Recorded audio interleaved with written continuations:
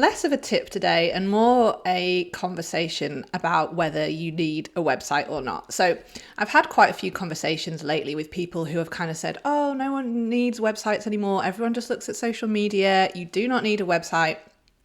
And I suppose I just wanted to address, if you are thinking this, the pros of having a website. So first of all, if your website is working, it kind of acts as a lead generation tool without you doing anything. While you're sleeping, you could say, as long as you've got all the basics there, it converts, it has SEO built in, all the things that you need to attract people to it and then get those, once those people are there, to convert them, then your website is acting for you. It's bringing in new business for you. It's bringing in those discovery calls for you while you can be doing other things. So you can be concentrating on social media. You can be emailing your list. You can be doing collaborations, all the different things or marketing strategies you might have in place, knowing that your website is working for you as well. So you work hard, your website needs to work hard as well.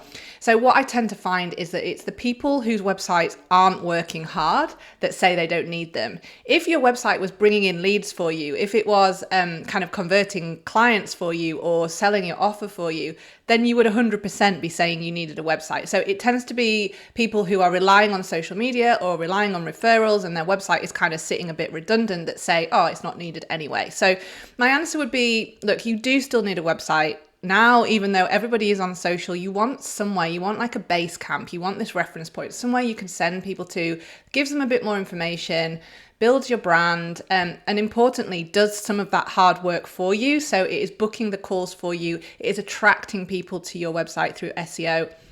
It's doing all the things that you don't need to do so you can be concentrating on other things. So my answer is, of course, yes, you do need a website, but you don't need a website if it's not doing anything for you. You need a website that is working hard to attract and convert. So I just wanted to jump in today and just kind of have that conversation with you.